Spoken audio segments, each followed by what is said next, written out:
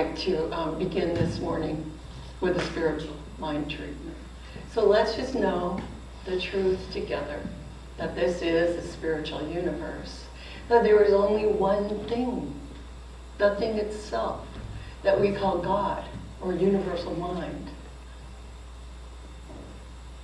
And since there is only one thing, since everything that we experience, feel, believe, everything in solid manifestation or invisible form is made of the very substance of this thing itself, then we too must be one with it.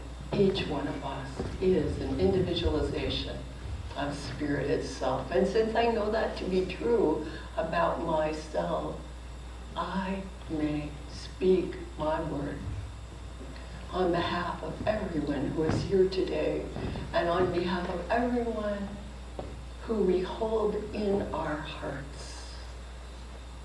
And I invite you perhaps to picture someone that you would like to send your love, your good wishes to, as we know together the truth, that there is good for us, that we ought to have it, and that we can accept it for ourselves and for each other, and that it must unfold in the highest and best ways for each one of us according to what is best for us.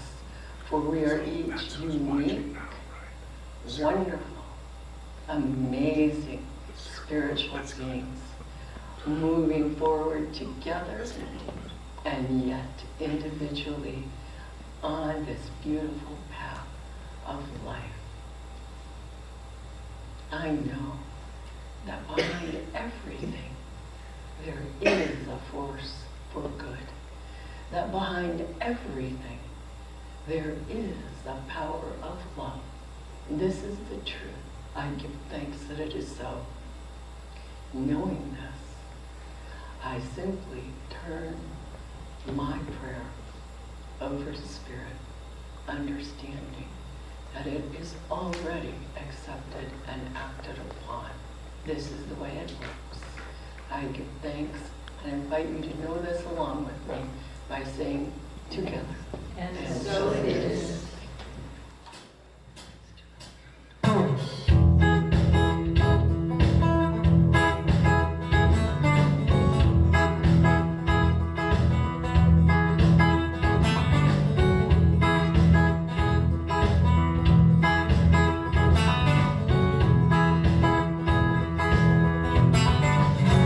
Well, I know this waitress. She works in a small cafe. She serves you with a smile, gives all her tips away to the needy homeless souls who drop in late at night.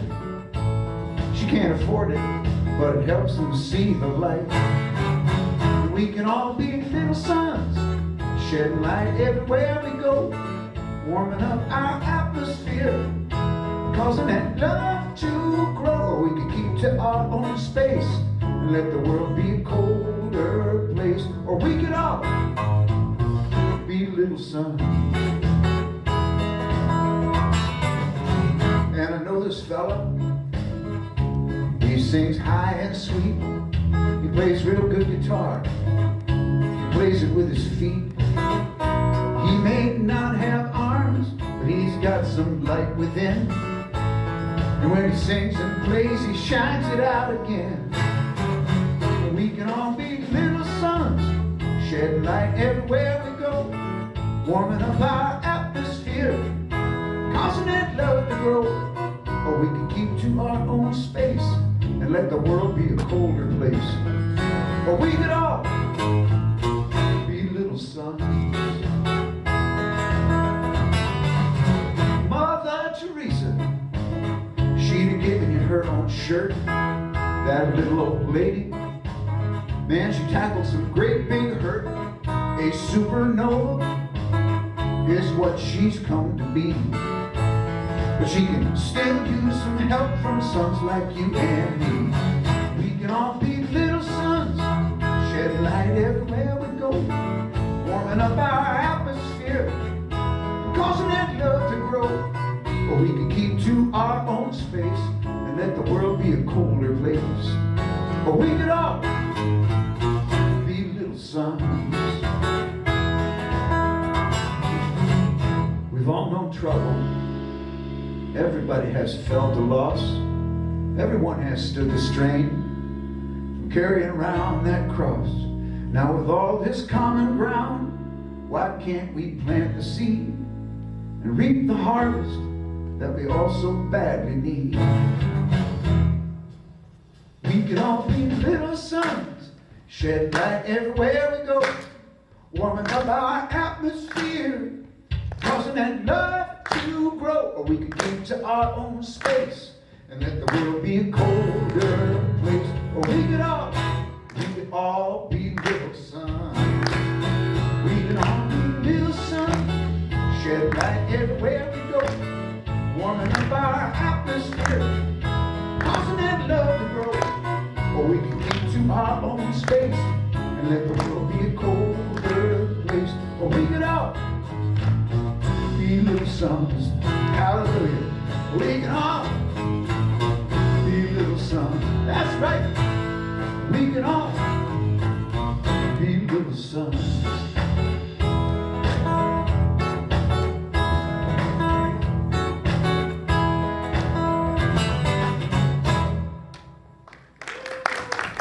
Good morning, everyone. Good morning. My name is Morgan, and it is with the utmost of pleasure that today I am your volunteer presider. And I'm very happy to welcome you to Center for Spiritual Living, Carlsbad, where we understand that there is good in the universe greater than we are, and we can use it. I love that quote. And I love it that we focus on the great good that we have every day and appreciate it. And my mantra every day is, thank you for my great good. As we remind ourselves of the underlying spirit of life and the divine unity of all. We light a candle for life. Life is everywhere present, flowing through each and every one of us. There is only one life. That life is God's life. That life is our life now. Please affirm with me, I am life. We light a candle for love. The birth of love happens with within each one of us every time we make room for the Christ consciousness in our hearts and recognize our unity. We are points of love within the hearts of God. Please affirm with me, I am love. We light a candle for light. The light of God is the presence and the power. We are always walking in the light. We radiate the light of God wherever we are. Please affirm with me, I am light. We light a candle for beauty. We are made in the likeness and image of God. We are each whole, complete, and beautiful just as we are. We accept the beauty of God's perfection as our perfection now. Please affirm with me, I am beauty. We light the candle for joy. Joy is the very nature of spirit and the true essence of each of us. We celebrate the joy of our own rebirth in the God consciousness. We each bring joy to the world. Please affirm with me, I am joy. And we light the candle for peace. Today and every day, we open our hearts to peace. We are each a center of peace in our world. Please affirm with me, I am peace. And finally, I invite you to take a moment to recognize your own inner light that is always shining within, as we each honor our own metaphysical path of wholeness, oneness, and mental healing through the practice of universal spiritual principles. Thank you, Linda. Hey, I have a few announcements today. I want to welcome everyone again. And please stay for fellowship after the service. And I'd like to remind everyone, we're live streaming on the CSL Carlsbad YouTube channel. So if you know of someone who's unable to attend, they can watch us there. And next week, next Sunday, June 8th, we'll welcome, this is big, Reverend Dr. Carol Carnes, who will be joining our center. She's an accomplished minister who formerly served as the Director of Education for our Centers for Spiritual Living organization. And more great news, after her talk and after everyone has a chance to spend a few moments in fellowship, she'll host a mini forum for us to ask anything you want about our teaching. And more opportunities for discussion was one of the suggestions for enhancing our community, and Dr. Carol is excited to take part in this. And also, this is another big announcement. We have a social event scheduled for Saturday, June 28th. At 3:30 p.m. at the Carlsbad Senior Center. And our Johnny will deliver a free talk and demonstration of mediumship. The event is free, and we ask everyone who would like to attend to please RSVP. And there are flyers on the welcome table with all of the details. And following the event, there will be a reception at my house for members of the congregation. So, summer is on the way, the days are long and lovely, and we are still looking for ideas for summer events. So, if you have any great ideas, let Daryl or myself know, and we will jump on it and make it happen. So we know that Reverend Kate can't do everything that needs to be done, and we so appreciate our volunteers. So if anyone would like to do something for us, we totally welcome it. Okay, now if you could, please look inside your program and we'll do the group reading. And let's read it all aloud together. God is all, both visible and invisible. One presence, one mind, one power is all. This one that is all is perfect love and perfect abundance. I am an individualized expression of God. I am everyone with His spirit life, perfect love, and perfect abundance. And so it is.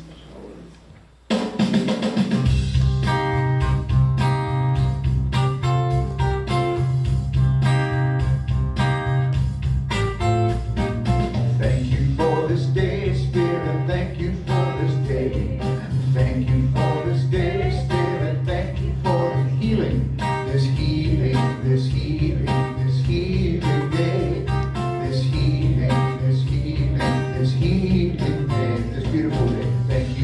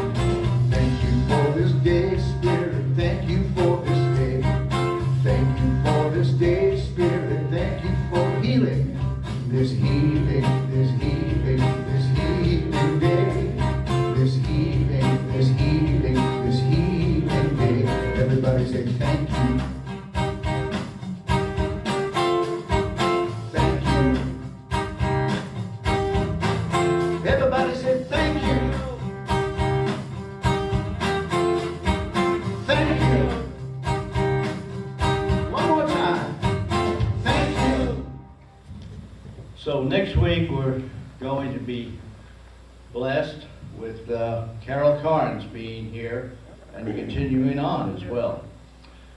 And today it seemed appropriate that we read something that she just wrote recently in her blog, Living Consciously.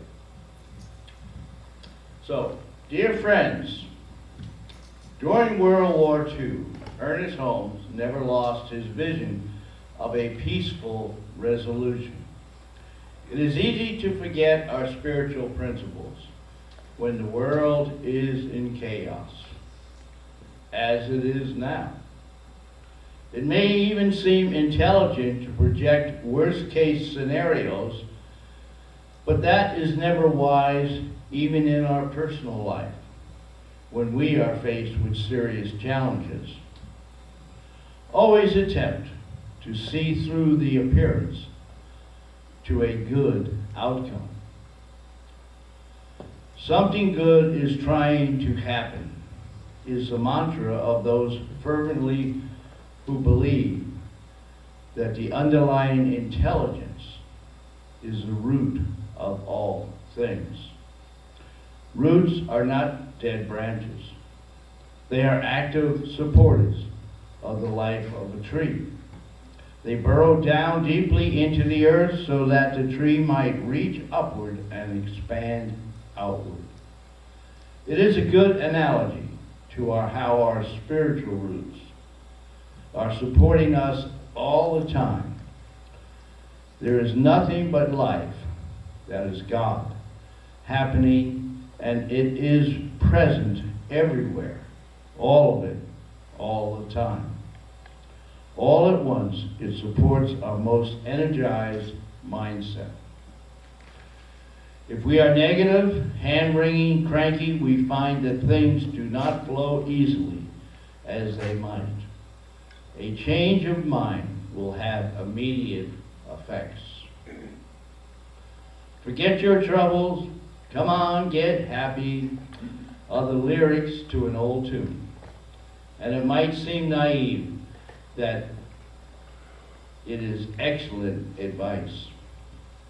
You think all day long, so why not fill your mind with healthy ideas?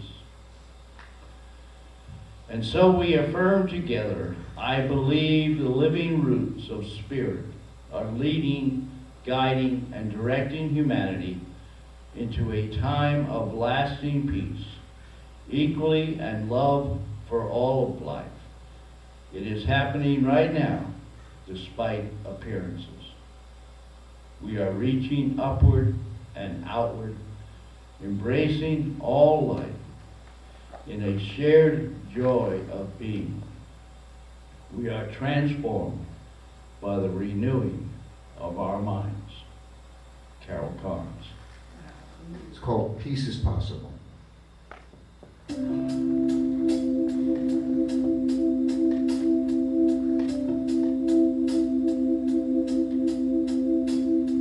Now let us talk of only what binds us, not what divides us. That's what I say. We all breathe the air, we all drink the water, we see the same sun rise and set on each day, and we all feel the urge that stirs procreation. We all feel the need for shelter and fire. We all want respect. We revel in laughter. We all seek for love. It's our deepest desire. Because peace is possible through love. It's possible through love, but only through love. It's possible through love. Peace is possible through love, but only through love. You don't throw an anchor to someone who's drowning. You don't use gasoline to douse a fire. You can't create peace by warring on people. That's a failed solution. We've got to retire. They talk about wolves. They talk about sheepdogs. They talk about sheep. They ask, which one are you? Well, I'm not a wolf, a sheep, or a sheepdog. I'm a human who knows only one thing is true, and that's peace is possible. Through love is possible. Through love, but only through love. It's possible through love. Peace is possible through love, but only through love. Take all of the concepts for God that we have now and boil them all down to their essence is pure. What you'd have left then would be an elixir called love, and love is the cure. The children pick up whatever we show them, whatever we're doing, they're learning today. So let's no longer teach them that war is an answer. Give them the elixir, and war goes away, because peace is possible. Through love is possible. Through love, but only through love. It's possible through love. Peace is possible through love, but only through love. Peace is possible through love.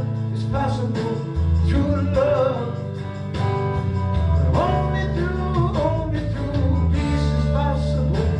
Through love is possible. Through love. But only through. All we are saying is give peace a chance. All we are saying is give peace a chance. Peace is possible through love. It's possible through love. Only through love.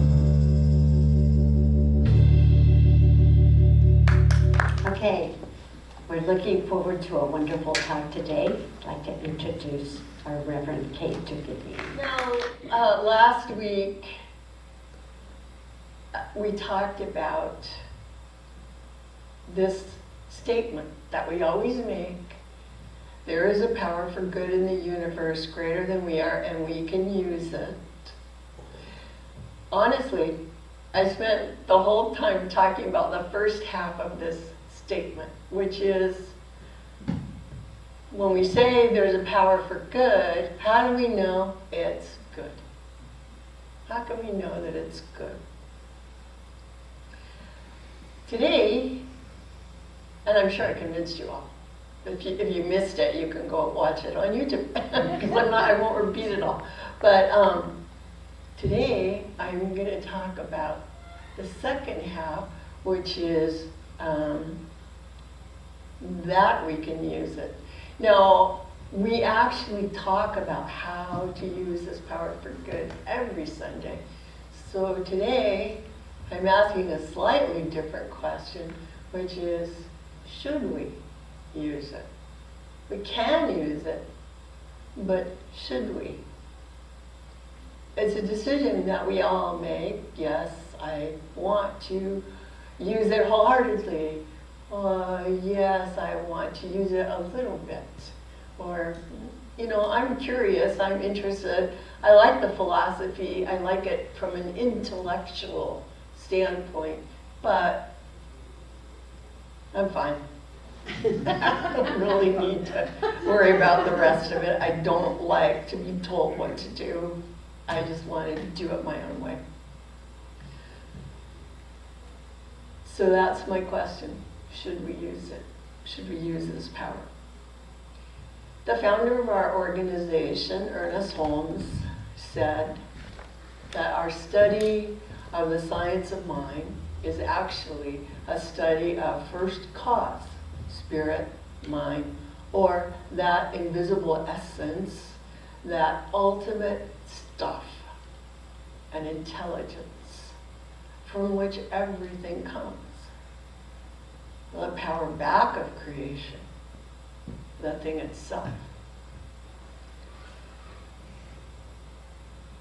So last week we talked a little bit about taking a scientific approach to our teaching. Actually go ahead and test these ideas. Test the spiritual tools. See if they work. You know, test them more than once. Do a test 10 times. See if it works 80% of the time, and then look at if it didn't. Examine your own emotions, your own beliefs, and see if you can come up with any obstacles. And that kind of is what I'm going to talk about a little bit today. But the other thing I just wanted to remind everyone or bring up is that, and this is very fundamental, universal principles, the use, is available to everyone equally.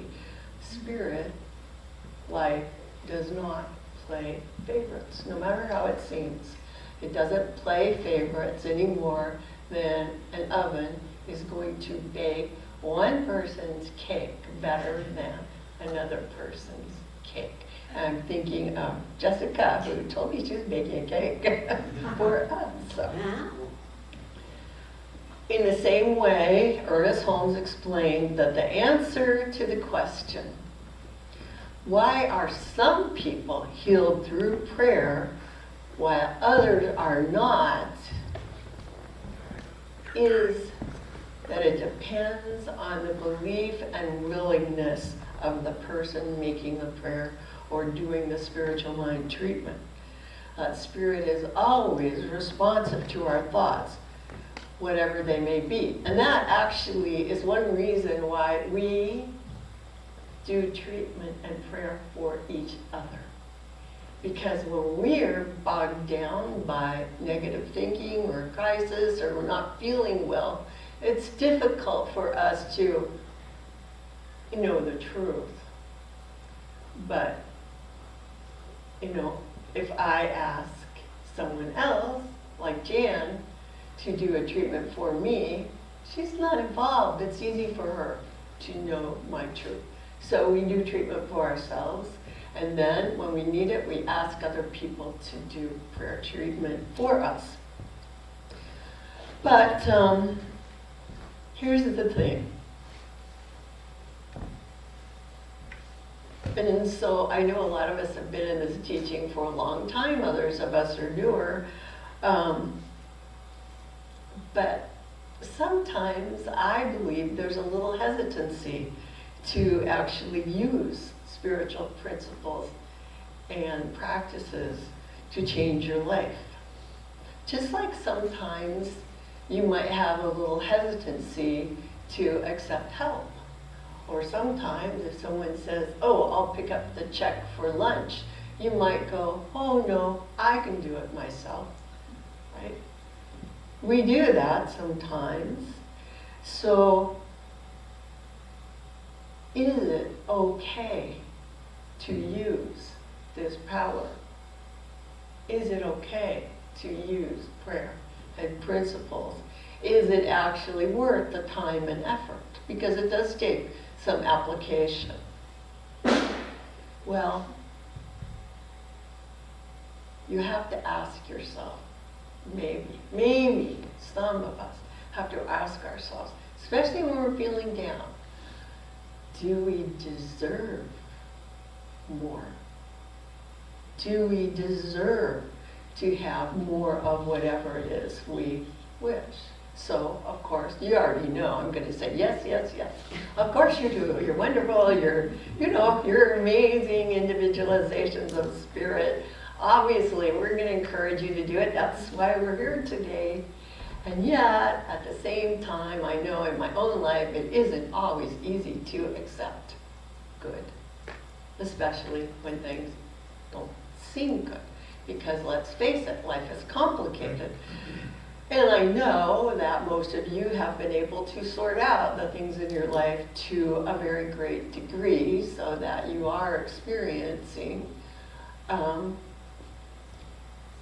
things unfolding in a pretty good way most of the time. I know that you are already pretty clear about the difference between positive and negative thinking and already understand to a great degree how it is that positive thinking can influence and create positive tendencies in our lives. But the thing is, we know it intellectually, but we also need to stay alert to our unconscious thoughts because they are also influencing the tendencies in our lives, just like our conscious thoughts do, just like our thoughts when we're just totally overwhelmed do, or when we're having a mood like anger or extreme grief. Or these are feelings. These are maybe passing through our mind. They're not our normal thoughts, but they do have an effect. Although usually our unconscious thoughts do not have as great an effect on us as our conscious thoughts.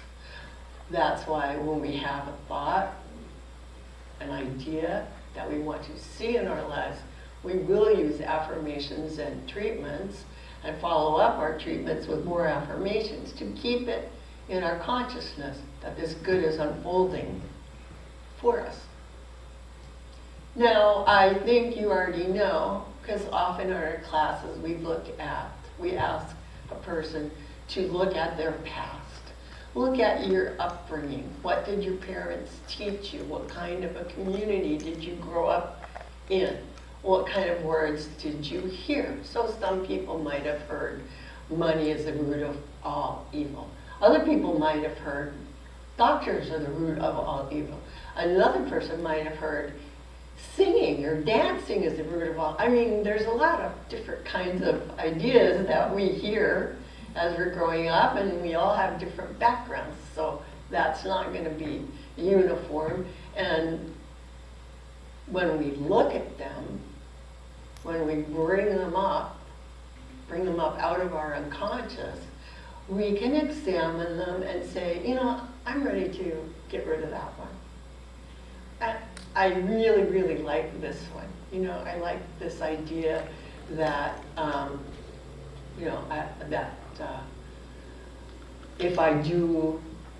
if I behave in a kind-hearted way, things are gonna be good for me in my life. If I know how to get along with people, other people are going to like me. And we learned a lot of very good lessons. You know, there was that book, Everything I Needed to Know I Learned in Kindergarten, or something like that, right? I mean, there's a lot of good things that we learned, but there are also some problematic beliefs that we may have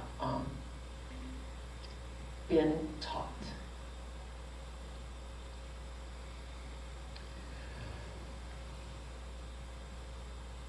But there's something else at work besides our childhoods or our parents or our families, and that is our greater culture. And we call that, you know, we can refer to it as our cultural conditioning.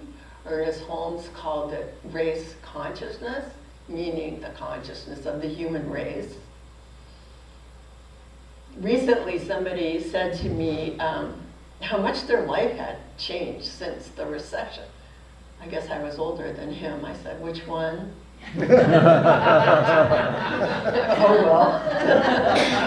You know, it's not just our experiences of personal hardship, but some of these ideas, certainly ideas about the Great Depression, ideas from World War I, a lot of these hardships are maybe not even being spoken or verbalized anymore.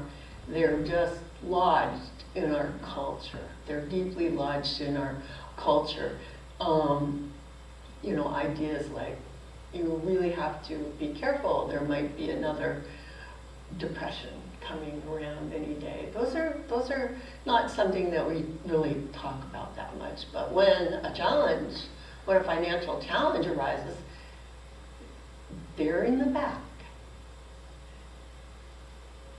cementing it, furthering it, going like, yeah, I told you so. You know, this may not have happened to you, but it could happen. Or the idea that when you get old, you get sick. That is just kind of cultural conditioning. You know, I know a lot of people who might admit that they're old, who are quite healthy, and who have health challenges and then recover. Amazing recoveries. We see them every week. There are many ideas that can be absorbed by our unconscious mind. Now, how do we know what to believe? There's so much. You know, there are so many ideas that could be or have already been absorbed by our unconscious mind.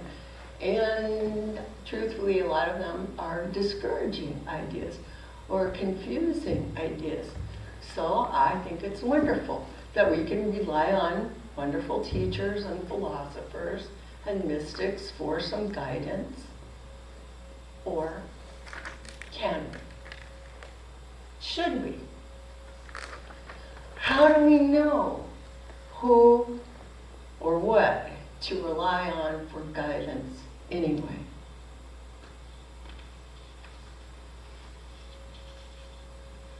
So, going way back to my college days, I was studying a little philosophy, and I was quite interested in existentialism. You know, looking at existence. You could define existentialism as the human search for meaning in a meaningless universe. It made perfect sense to me when I was very young. It seemed so much was going on, and it just seemed like it didn't make sense. It just seemed like the deck was stacked against so many people. So back then, in a little bit like now, but differently, it was also a time of a lot of protests and demonstrations and general shenanigans and a lot of uncertainty.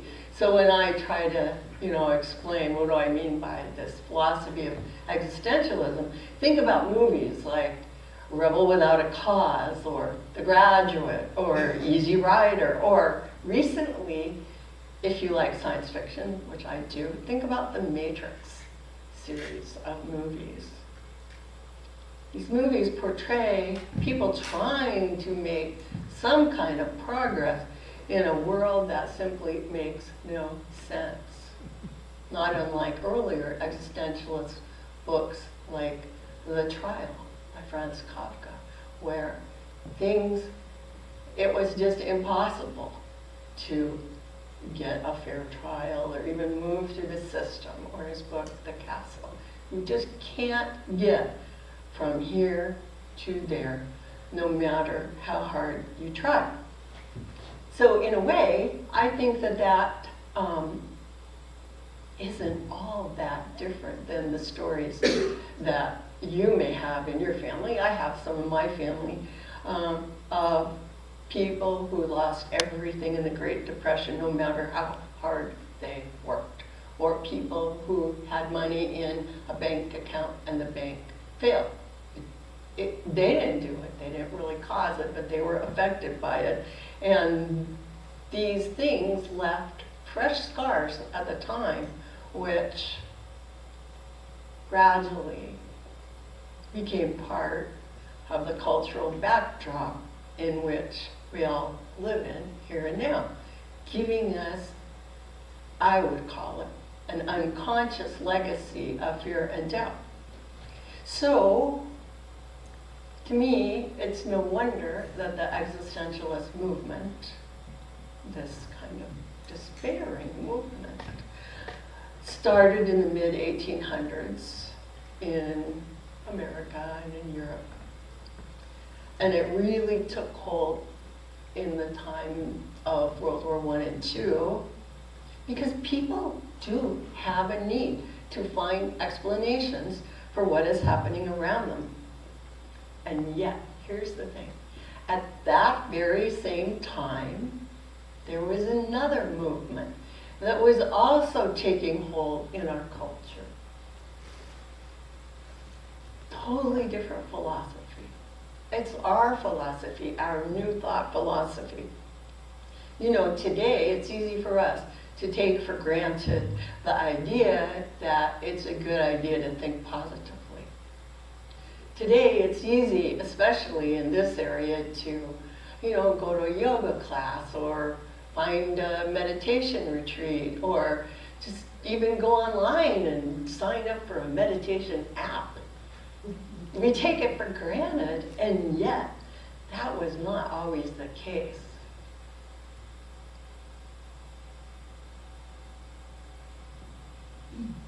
Today, with our modern spiritual thinking, many people take the idea that we are one with this thing that we call life, or the thing itself, or God, that we are one. We take it for granted.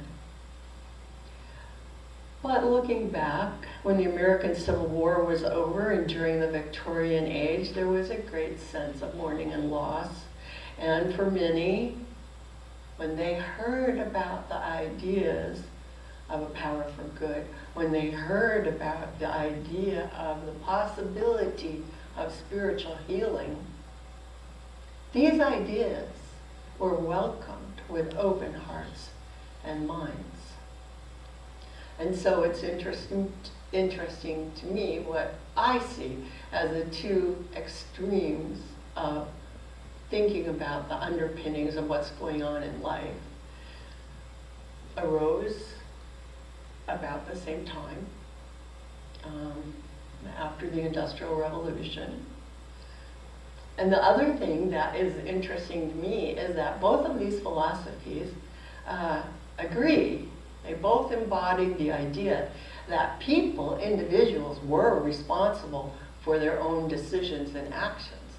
The difference is, the more negative point of view is, yeah, decide all you want, you ought to do it, but it's not really gonna get you where you want to go. Compared to our philosophy, which is, not only can you decide what you want, but everything depends on your decisions. This belief system is so important to your life. And the reason why I wanted to go into that today, because I don't really think we talk about existentialism and New Thought usually, but I just feel like without even realizing it, we might be carrying some of this baggage of feeling powerless or feeling unworthy that was one of the ideas that was in our culture. And nobody really talks about it anymore. I mean, I don't know about you, but I haven't heard anyone talk about having an existential crisis for a very long time. It's not in our vernacular, it's not in our day-to-day thinking, but that doesn't mean it's not in our unconscious ideas about life. So, when you think about the question, should I be using the power of good? Make sure you're not being held back by unconscious doubts that don't even belong to you, that never had anything to do with you. Don't allow those doubts that are not yours influence your thinking. So one of my favorite New Thought books is The Power of Decision by Raymond Charles Barker, and I think everyone should read it often. And usually if you're familiar with it, I know when I read it, if I'm feeling sad, I'll skip to the chapter on Decide to Be Happy. If I'm feeling like I have money problems, I'll skip to the chapter on Decide to Be Rich. Or, if I, so I use it like that. But today I just wanted to share the first paragraph from the whole book. On page 1, he wrote, "The individual's, that's you and me, ability to act unintelligently in a universe of intelligence is amazing. unintelligence functioning in human consciousness produces wrong decisions. As a result of these wrong decisions, people limit themselves with sickness, financial strain, family quarrels, frustration, all of which are actually unnecessary. The power to make right decisions is yours. And there are methods for creating a healthy mind that will stop making erroneous decisions. Barker explained, like we do, but in a little different way, using different words. He said, the manifest universe is the continuous operation of a first cause, which he called mind. Not it is caused by it, it is its continuous operation. And then he said, we, you and I, are also a continuous operation of this first cause as mind in conscious action. This is how he defined a human being. A human being is a continuous operation of universal mind. He said there's one mind, one cause, one God, one intelligence, and we simply individualize this. We are given the totality of mind for our use and for our use as the distribution of its ideas into form. See, what we believe is that when we are thinking, when we are using our mind, we are simultaneously using the only mind there is, which is universal mind. That thing itself, now I think of it as beingness, not as a being, not as an entity, but as that infinite, eternal, and impersonal intelligence. Mind in conscious action. ErnestHolmes said in the Science of Mind text that everything we see, plants, animal, man, every visible thing, is a manifestation of God, differing only in degree. And every manifestation, everything contains in essence the whole, in the same way as one drop of ocean water is as perfect as the entire body of water. He always explained, of course, that we're not God. I don't get to walk around and say, I'm God. But the reality, the essence within me is God. So that is the reason why we can use spiritual principles like treatment or affirmative prayer or affirmation, visualization, meditation, and have actual results or demonstrations, actual changes in our lives or in certain conditions of our lives. And when requested, and we can also help others through prayer see changes in the conditions in their lives also. The reason why we can use the power for good, the power of universal mind itself, is because we are some part of it. We live as it, and it lives as us. Do you find that this is believable or unbelievable? Is there some hesitation on your part? You know, Dr. Barker challenged people to say this aloud. I am pure intelligence, always acting intelligently. So let's say that together. I am pure intelligence, always acting intelligently. How does that feel? Does it feel like the truth? No. Yeah, right. It's like, whoa, really? Is that really true? Did it make you feel silly or like, that can't be me? I mean, if your mind is unconsciously reacting with a no, that is a clue that you have a little work to do. And that's why we do spiritual practices. That's why we're always learning more, moving more, step by step, increasing our faith so that we can understand that universal mind and what it creates are one and the same. So that we can understand why it is that we believe, Jesus said, I and my Father are one. Not two, one. The drop of water in the ocean and the ocean are one thing. Not two separate things, one thing. But if this is true, then shouldn't we all be involved in the manifestation of healings? Like the stories that are told about Jesus. Well, I can tell you, people in the center are. We are.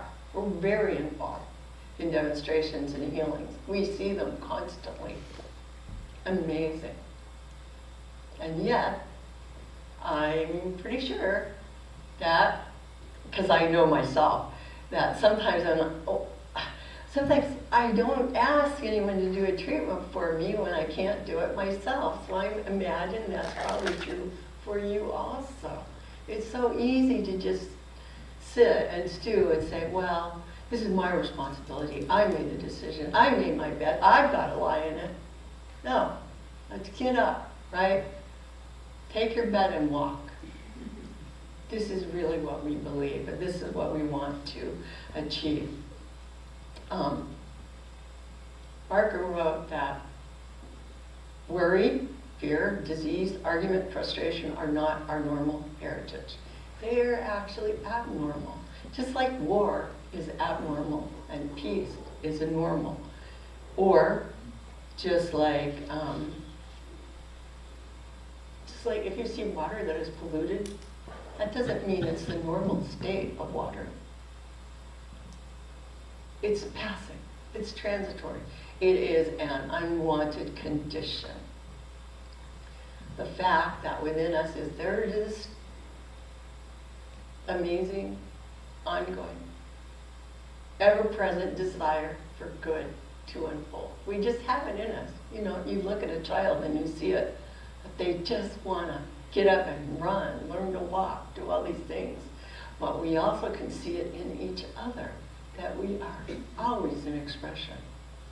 And while we may see problems all around us, well, yes, it's true. I know for me, and probably for you, you might have made a mistake or two in your life. You might have been hurt by other people or by their actions. But what we need to understand that we are not the problem. We are the ones who can see the problem, who can activate new ideas to solve the problem. That's what Barker said in his introduction to The Power of Decision. You know, he said, don't stand still in a state of fear. Be willing to make new decisions. So this is my advice. When you experience feelings of discontent, pay attention. When you start thinking that, you know, things are just unfolding and you don't like it, just stop. Give yourself permission to discard old unwanted ideas. Give yourself permission to forgive yourself. Give yourself permission to even let go of resentments against those who harmed you. Start seeing yourself, because in a way it's all about you, right? We only can really control ourselves. Start seeing yourself as you really are and set yourself free. Give yourself permission to make new decisions, permission to try something new, permission to take a leap forward. Give yourself permission to follow your own dreams. Happiness, health, prosperity, peace, wisdom, beauty, creativity, friendship, loving relationships. These are all aspects that we have within us, because these are all what we call aspects of the divine, and we are one with the divine. All of these wonderful things are waiting to be discovered and expressed by you, because it's not just true, like you knew I would say, that yes, we should use the power for good, but we should use it wisely and well. We should learn to use it more effectively and live a life that allows more and more goodness to flow into our own lives. And as it does, it naturally flows out into the world. So when you say yes to your good, you are also saying yes to spirit. Yes, I am a part of the unfolding of good in this beautiful world. And what I know is thinkers change the world. And so it is. Thank you.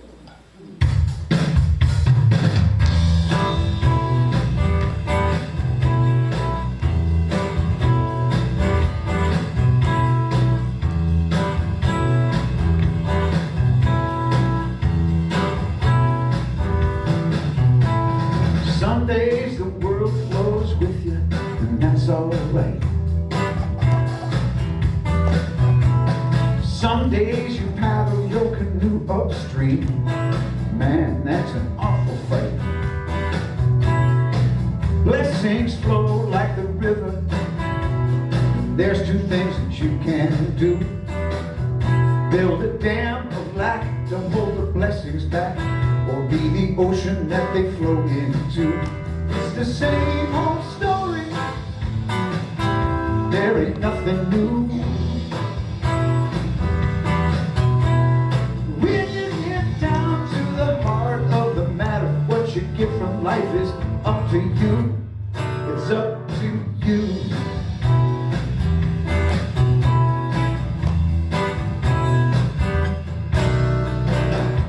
Some folks are born with nothing and wind up rich. Some folks are born with a silver spoon and use it to dig a ditch. Nothing wrong with digging ditches. Someone gotta dig those holes. But just don't try to tell me that you're slaving dirt, 'cause someone else works your controls. It's the same old story. There ain't nothing new. When you get down to the core of the apple, what you get from life is up to you. It's up to you.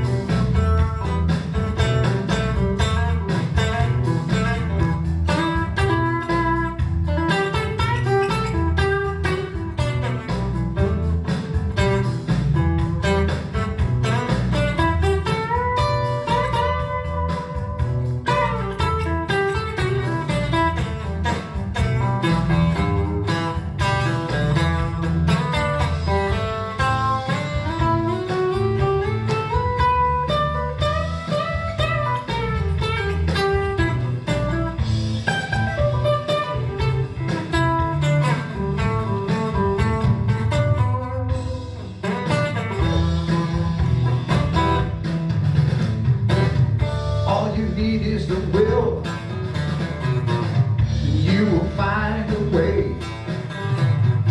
Use your sight to seek the light. Things will start looking brighter day by day by day. Day by day. Well, they say that someday the gates will open and you'll walk right in. Someday you'll get rewarded for all the times you took it on the chin. But you don't have to wait for someday, or stand there in your thirsty hell. Open your eyes and realize that you can dip your cup into the well. It's the same old story, there ain't nothing new. When you get down to the heart of the matter, when you get down to the core of the apple, when you get down to who's responsible, it ain't her, it ain't him, it ain't me, it ain't them. What you get from life is up to you. It's up to you. It's up to you. It's up to you. It's up to you. To you.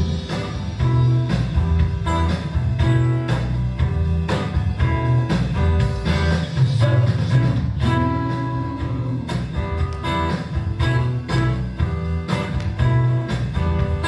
It's up to you.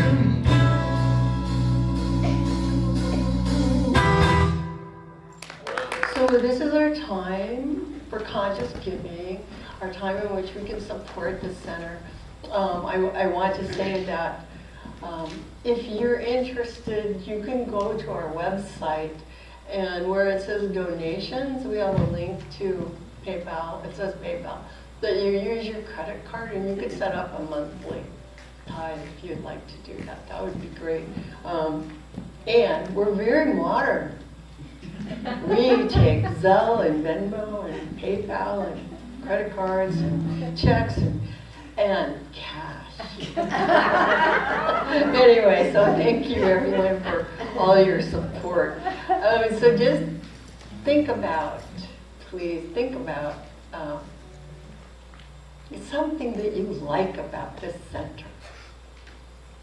Just bring that into your mind, and then if you would read along with me. Divine love flowing through me blesses and multiplies all that I have, all that I am, and all that I give. I know it is so, and so it is. Dr. Maddie, would you like to come up and say something and do the closing treatment? What I wanted to say is that I am one of the senior members of this community, and I don't understand all that fancy stuff about Zenmo and what. I go directly to Jan Sherburne, and I ask her, how can I get this done so I'm not digging in my purse when the usher comes by, or I'm not trying to figure it out on Zelle.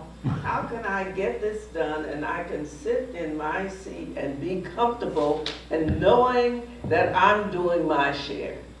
Are those of you out there like me? Are there others who would like to just speak with Jan, figure out how she does it, and give on a regular basis? And on that note, knowing that God is all there is, and that there is only one mind, one creative intelligence, and that one lives within each one of us. I know that I am highly favored and highly blessed because I am one with the one. And so knowing this truth We're one with the one. We're walking. The ground on which we tread is holy ground. Let's leave here today knowing that the coffers are full and running over, knowing that good is available for us, in us, and all around us. And that as we go through the following week, we realize that good. We live the ground on which we walk is holy ground. So right here and right now, I turn it all over to Divine Spirit, knowing this truth. And please join me in affirming and so it is.